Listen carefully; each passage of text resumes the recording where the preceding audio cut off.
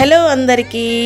నాటి నేస్తాలు, మన చిన్ననాటి జ్ఞాపకాలు, మాటల్లో మమకారం, కథల్లో మనసు, కుటుంబ కథలకు స్వాగతం, సుస్వాగతం. ఈరోజు కథ, మన చుట్టూ అల్లుకున్న బంధాలు మనల్ని ఎలా కట్టిపడేస్తాయో చూద్దామండి. కథ పేరు మమతల చట్రాలు. రాసినవారు జయలక్ష్మి అబ్బూరు. ఇక కథలోకి వెళ్ళిపోదామండి. అబ్బా, ఎంత అందంగా ఉంది, అనుకోకుండా ఉండలేకపోయాను. ఏప్రిల్ నెల, వసంతకాలం. పేరు కూడా తెలియని ఎన్నో చెట్లు, ఒక్క ఆకు కూడా లేకుండా కొమ్మలు మొత్తం పూలతో నిండిపోయి వాటి పరిమళం గాలిని సువాసన భరితం చేస్తుంటే వాటి రంగురంగుల పువ్వుల గుత్తులు నయనానందకరం చేస్తున్నాయి. అందుకే అమెరికా ఏప్రిల్ నెలలో నాకు చాలా ఇష్టం. అందున నా 18 నెలల మనవడు ఆర్య కొత్తవి చూస్తున్న ఆనందంలో కేరింతలు కొడుతూ ఉంటే వాడికి కబుర్లు చెబుతూ వాకింగ్కి తీసుకెళ్లటం ఇంకా బాగుంటుంది. గ్రానీ, ఆర్యని ఏదో ఆకర్షించినట్లుంది. వాడి అరుపులాంటి పిలుపులో హర్షాతిరేకం. కంటి చూపు చెట్ల మీద నుండి స్ట్రోలర్లో ఉన్న వాడి మీదకి, తర్వాత వాడు చూపిస్తున్న వైపుకి మరలింది. ఓ అమెరికన్ యువజంట వాకింగ్కి వచ్చినట్లున్నారు. ఆమె స్ట్రోలర్ తోస్తుంటే అతను కుక్కను నడిపిస్తున్నాడు. ఆర్యకి ఆ కుక్కను చూస్తేనే ఉత్సాహం వచ్చినట్లుంది. వాళ్ళు దగ్గరికి రాగానే ఆగి వాళ్ళని పలకరించి ఆర్యని కుక్క దగ్గరగా తీసుకొని వెళ్ళాను. దానికి దగ్గరగా వెళ్ళిన ఆనందం వాడి కళ్ళని మెరిపిస్తుంటే ఆ కాంతి నా మనస్సును నింపింది. అసలు కంటే వడ్డీ ముద్దు అనే మాట నిజమేనేమో నాకు తెలియదు, కానీ నా మనవడు పుట్టినప్పటి నుంచి వాడి పెంపకంలో భాగమైన నాకు వాడంటే వల్ల మాలిన అభిమానం. వాడితో గడిపే ప్రతి క్షణాన్ని ఆనందిస్తున్నాను. కానీ ఆ ఆనందంలో ఏదో తెలియని వెలితి. నా భర్త నా పక్కన లేని వెలితి. ఆ వెలితి పున్నమి చంద్రుణ్ణి మింగేసే గ్రహణంలాగా నా ఆనందాన్ని హరిస్తూనే ఉంది. నాకు రత్నాల్లాంటి 2 పిల్లలు. నివేదిత, నిరుపం చక్కగా చదువుకున్నారు. అమెరికాలో ఉద్యోగాలు తెచ్చుకొని సెటిల్ అయ్యారు. వాళ్ళకి నచ్చిన, మేము తెచ్చిన సంబంధాలు ఇచ్చి పెళ్ళిళ్ళు చేశాము. అల్లుడు అరుణ్, కోడలు శ్రావణి మంచి పిల్లలు. మేమంటే అభిమానం, గౌరవం. వాళ్ళిద్దరికీ కూడా మంచి ఉద్యోగాలు. ఇంతలో నా భర్త రిటైర్ అవడంతో పిల్లల దగ్గరికి వస్తూ పోతూ జీవితం ఆనందంగా ఉందనుకున్న సమయంలో నా కూతురు నెలతప్పిందన్న వార్త ఆ ఆనందాన్ని మరింత పెంచింది. తనకి 5వ నెలలో అమెరికా వచ్చిన మేము గ్రీన్ కార్డు కూడా రావడంతో ఇప్పటికి దాదాపు 4 సంవత్సరాలుగా ఇక్కడే ఉండిపోయాం. మొదటి 2 సంవత్సరాలు మనవరాలు స్నిగ్ధ ముద్దు ముచ్చళ్లతో 2 నిమిషాల్లాగా గడిచిపోయాయి. మేము నివేదిత దగ్గర ఉన్న నిరుపం వాళ్ళు 1 గంట ప్రయాణం దూరంలోనే ఉండటంతో ప్రతి వీకెండ్కి కలిసేవాళ్ళం. పిల్లలకి సహాయపడుతున్న తృప్తి, వాళ్లతో సమయం గడుపుతున్నామన్న ఆనందం, కొత్త తరం ఇచ్చిన కొంగొత్త అనుభూతి అన్నీ కలిసి నాకు, నా భర్తకి జీవితం సాఫల్యమైన భావాన్నిచ్చాయి. అయితే కాలం మన కోసం ఆగిపోదు కదా. కోడలు శ్రావణి నెల తప్పటం, వాళ్ళ తల్లిదండ్రులకు వీసా రిజెక్ట్ అవటంతో తనకి మా అవసరం పడింది. ఇటు చూస్తే స్నిగ్ధకి ఇంకా 18 నెలలు కూడా నిండలేదు. అప్పుడే డే కేర్కి పంపించడానికి మనస్కరించలేదు. మనవరాలి మీద ప్రేమతో, పిల్లలిద్దరికీ సాయం చేయాలన్న తపనతో వాళ్ళు అడగకుండానే నా భర్త నా కూతురు దగ్గరే ఉండి మనవరాల్ని చూసుకునేటట్టు, నేను కోడల దగ్గరికి వెళ్ళేట్టు నిర్ణయించుకున్నాం. ఆ రోజు మంచి నిర్ణయంగా అనిపించినా దాదాపు 2 సంవత్సరాల తర్వాత ఈరోజు ఆ నిర్ణయమే నాకు మనశ్శాంతి లేకుండా చేస్తుంది. అపార్థం చేసుకోకండి, నాకు నివేదిత ఎంతో, శ్రావణి కూడా అంతే. స్నిగ్ధ, ఆర్య ఇద్దరూ మా ప్రాణమే. కానీ 30 సంవత్సరాల అనుబంధం ప్రతి క్షణం నా భర్త దగ్గరలేని లోటుని గుర్తు చేస్తుంది. వీకెండ్ కలుస్తూనే ఉన్నాం, వీడియో కాల్స్ ఉండనే ఉన్నాయి, కానీ మనసు బరువుని తగ్గించే యంత్రాలు మాత్రం లేవు. ఉదయం కాఫీ కలుపుకుంటే పేపర్ చదువుతూ కాఫీ తాగుతూ నాకు విశేషాలు చెప్పి ఆయన గుర్తొచ్చి కాఫీ రుచి కూడా మారిపోతుంది. సాయంత్రం టీ తాగుతుంటే ఆ సమయంలో ఇంటికి మళ్ళిన పక్షులను చూస్తూ గార్డెన్లో మొక్కల మధ్య కూర్చొని మేము చెప్పుకునే కబుర్లు గుర్తొచ్చి టీవీ సగంలోనే వదిలేస్తున్నాను. పడుకుంటే నన్ను అల్లుకున్న ఆర్య చేతులు కొంత స్వాంతనని ఇస్తున్నా ఆయన స్పర్శలోని భరోసా కోసం ప్రాణం తహతహలాడిపోతుంది. ఒక్కొక్కసారి ఇండియాకి వెళ్ళిపోదామని బలంగా అనిపిస్తుంది. మా పిల్లలు నిజంగా చాలా మంచివాళ్ళు. మాకు ఏ రకంగానూ లోటు చేయడం లేదు. మేము ఇండియా వెళ్ళిపోతామంటే కూడా బాధపడినా కాదనరు. కానీ వెళ్ళాలంటే మా పిల్లలు వాళ్ళ చుట్టూ మేము అల్లుకున్న అనుబంధాలు ఆపేస్తున్నాయి. ఒక గంట కనిపించకపోతేనే వెతికేసుకునే మనవడు, అమ్మా అంటూ ఆఫీసు నుంచి రాగానే కబుర్లు చెప్పే కొడుకు, ప్రతిదానికి అత్తయ్య అంటూ నన్ను సంప్రదించి నిర్ణయాలు తీసుకునే కోడలు, వీళ్ళని వదిలేసి వెళ్ళటం ఎలా? నిండా 18 నెలలు కూడా నిండని ఆర్య ముక్కు మొహం తెలియని వాళ్ళ దగ్గర వదిలే పరిస్థితి కనిపించటం లేదు. ఎంత దారుణం! మా చుట్టూ మేమే చాలా బలమైన మమతల చట్టాలను బిగించేసుకున్నాం. త్రిశంకు స్వర్గంలో ఉన్నట్టు అనిపించినా ఏమీ చేయలేని అయోమయం. ఇంతలో ఆర్య దృష్టి కుక్క మీద నుంచి మరలటంతో వాళ్ళకి బై చెప్పి ముందుకు సాగాం.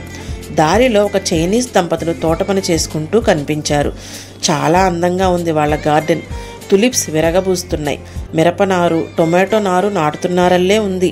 ఆవిడ ఒక్కొక్క మొక్క అందిస్తూ ఉంటే అతను వాటిని నాటుతున్నాడు. మనసు పిచ్చిది కదా! అంత అందమైన తోట కూడా దానిని ఆకర్షించలేకపోయింది. గాలం వేసి లాగినట్లు పని చేసుకుంటూ కబుర్లు చెప్పుకుంటున్న ఆ దంపతుల మీదకే వెళుతున్నాయి కళ్ళు. అదృష్టవంతులు అనుకోకుండా ఉండలేకపోయాను. ఇక్కడ నుంచి కొంచెం దూరంలోనే పాండ్.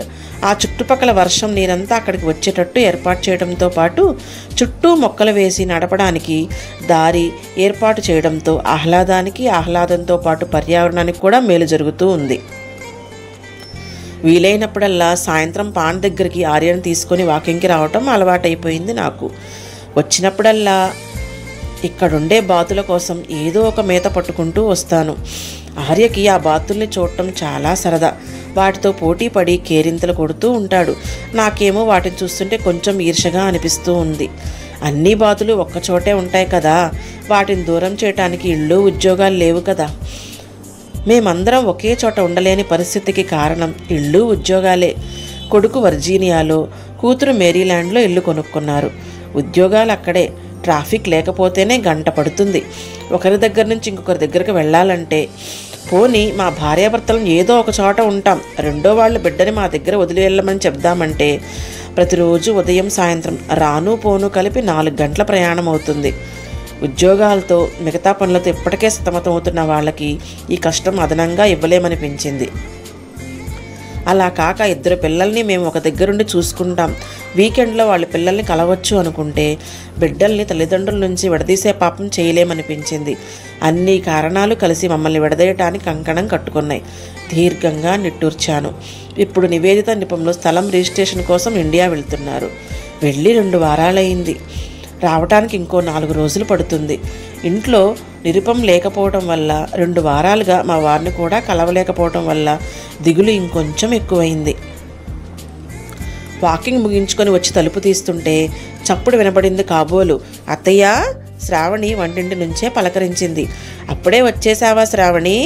ఆర్యని స్ట్రోలర్ నుంచి దించి వంటింటి వైపు నడిచాను. అవునత్తయ్య, ఫ్రైడే కదా, తొందరగా వచ్చేయబుద్దయింది. ఈ టైంకి మీ వాకింగ్ కూడా ఉంటుందని మీకు కూడా టీ పెట్టేశాను. టీ చేతికి అందిస్తూ బయట డెక్ మీద కూర్చుందామత్తయ్య అడిగింది శ్రావణి. ఆర్యకి ఆడుకోవటానికి కొన్ని బొమ్మలు తీసుకొని బయటకు వెళ్ళి కూర్చున్నాం. నిరుపంతో మాట్లాడావా? పనులు అయిపోయాయంటనా?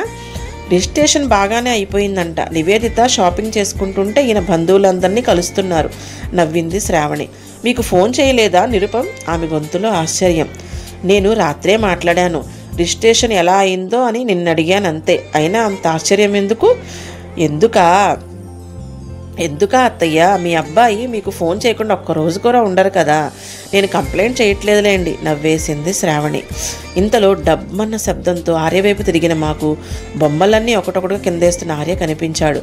వీడికి బొమ్మలు ఎక్కువైపోయాయి అత్తయ్య, ఈ ఆదివారం గరాజ్ సేల్లో పెట్టేద్దాం, అవసరం లేనివన్నీ. శ్రావణి గొంతులో చిరుకోపం ధ్వనించింది. గరాజ్ సేల్ అంటే? ఓ, మీరు వచ్చిన తర్వాత ఇప్పటివరకు గరాజ్ సేల్ పెట్టలేదు కదా అత్తయ్య. మన కమ్యూనిటీలో 2 సంవత్సరాలకు ఒకసారి పెడతారు. అందరూ వాళ్ళకి అవసరం లేని వస్తువుల్ని వాళ్ళ ఇంటి ముందు అమ్మకానికి పెడతారు. వాటికి నచ్చిన వాళ్ళు కొనుక్కుంటారు. అవునా? ఇక్కడ అందరూ బాగానే ఉన్నారు కదా, అలా పాతవి కొనుక్కోవడానికి వాళ్ళు ఏమీ ఫీల్ అవరా? శ్రావణి నవ్వేసింది. లేదత్తయ్య, బట్టలు కూడా కొనుక్కుంటారు, వేసుకుంటారు కూడా. పాతవి అని ఫీల్ అవటం నేను పెద్దగా చూడలేదు. అలా అని ఎవరు పాడైనవి సేల్లో పెట్టరు. మనం రేపన్నీ తీసి పక్కన పెడదాం, ఎల్లుండే కదా సేల్. నాకైతే చాలా గమ్మత్తుగా ఉంది. వస్తున్న వాళ్ళు పేదవాళ్ళలా లేరు, కానీ నచ్చినవి ఇష్టపడి కొనుక్కుంటున్నారు. ఇక అవసరం లేనివి పక్కన పెట్టేసిన అన్నింటినీ గరాజ్ నుంచి క్లోజెట్ల నుంచి సేకరించి తెచ్చి ఒక టేబుల్ మీద అమర్చి నేను శ్రావణి కుర్చీలు వేసుకొని కూర్చున్నాం. సగం వరకు అప్పుడే అమ్ముడైపోయాయి. ఇంకా అమ్ముడుపోవాల్సిన వాటిల్లో ఒక జంట కుందేళ్ల బొమ్మలు ఉన్నాయి. చాలా బాగున్నాయి. వాటిని ఎందుకు అమ్మటమో నాకు అర్థం కాలేదు. శ్రావణేమో అవి మన ఇంటి డెకరేషన్కి మ్యాచ్ అవ్వద్దయ్యా అంది. ఇక నేను ఊరుకున్నాను. కానీ నా దృష్టి అంతా వాటి మీదే ఉంది. ఓ అమెరికన్ జంట వచ్చారు మా దగ్గరికి. చిన్నపిల్లల్లానే ఉన్నారు. ఆ అమ్మాయి దృష్టి కుందేళ్ల మీద పడింది.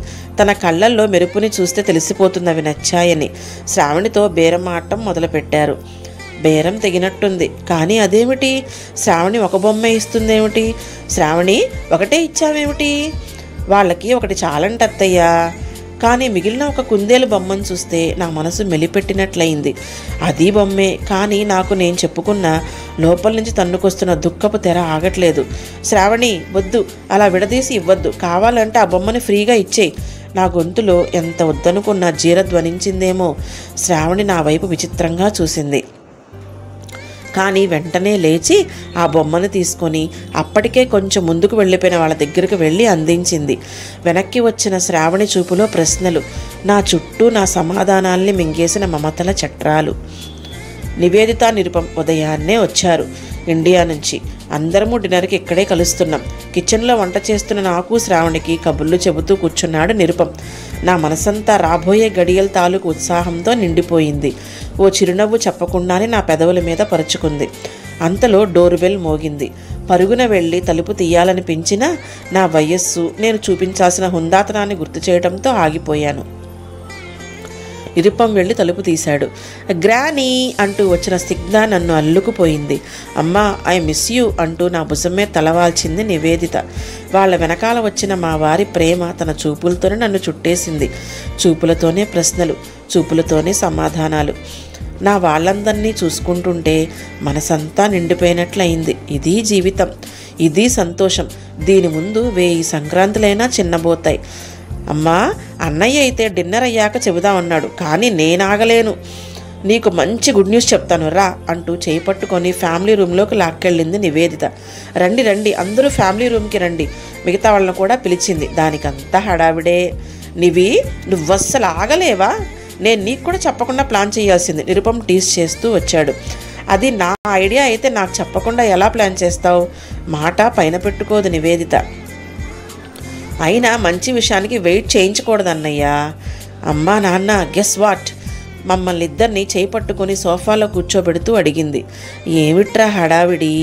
మా ఆయన గొంతులో మురిపెంతో కూడిన చిరునవ్వు. దీనికెంత హడావిడో, ఈయనకంత నిదానం. ఏమీ లేదు నాన్న, మేమిద్దరం ఇప్పుడు ఉంటున్న ఇళ్ళు అమ్మేసి ఇక్కడ దగ్గరలో కడుతున్న కొత్త కమ్యూనిటీలో పక్కపక్కన ఇళ్ళు తీసుకుంటున్నాం చెప్పేసింది నివేదిత. అది చెప్పిన విషయం పూర్తిగా అర్థం అవ్వకముందే, అమ్మా నాన్న, వీఆర్ వెరీ వెరీ సారీ. నా పక్కన నేలపైన మోకాళ్ళ మీద కూర్చొని నా ఒడిలో తలపెట్టుకున్నాడు నిరుపం. ఎందుకు నాన్న? ఆప్యాయంగా తలపైన చేయి వేశాను. మాకు నిజంగా తెలియలేదమ్మా. మా అవసరాలు తీరిపోతున్న కొద్దీ అంతా బాగానే ఉంది అనుకుంటూ ఉన్నాం. ఇండియాకు వెళ్ళినప్పుడు భారతి పిన్ని అంటేనే నాకు ఈ ఆలోచన రాలేదు. ఏమందరా భారతి? నువ్వు నా దగ్గర, నాన్న చెల్లి దగ్గర ఉన్నారని తెలిసి, ఒరేయ్, మీ నాన్న మిమ్మల్ని మీ అమ్మని మిస్ అవుతారని ప్రమోషన్ కూడా వదులుకున్నారా? ఏ శుభకార్యానికైనా వస్తే కలిసే వచ్చేవారు. అలాంటి వాళ్ళని మీరు పిల్లలై పుట్టి విడగొట్టారు కదరా అంది. నిరుపం గొంతులో పశ్చాత్తాపం తాలూకు జాడలు కనిపిస్తున్నాయి. ఏడ్చిందిలే, దాని మాటలు పట్టించుకోకు. తల్లికి సహజమైన ఓదార్పు వచ్చింది బయటకి. లేదమ్మా, శ్రావణ కూడా చెప్పింది నాకు. గరాజ్ సేల్ అప్పుడు కుందేలు బొమ్మల జత గురించి నువ్వు ఎలా ఫీల్ అయ్యావు? మేమెందుకు మీ గురించి అలా ఆలోచించలేదో నాకు అస్సలు తెలియటం లేదు. తెలిసిన తర్వాత ఒక క్షణం కూడా మిమ్మల్ని అదే స్థితిలో ఉంచలేను. అమ్మా, మేము ఇండియాకు వెళ్ళినప్పుడు బంధువులంతా ఎంత బాగా చూసుకున్నా, అన్నయ్య నాతో పాటే ఉన్నా కూడా అరుణ్ని చాలా మిస్ అయ్యాను.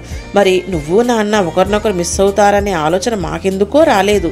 ఇండియాలో అడగకుండానే ఉచిత సలహాలు ఇచ్చేస్తూ ఉంటారని చిరాకు పడేదాన్ని.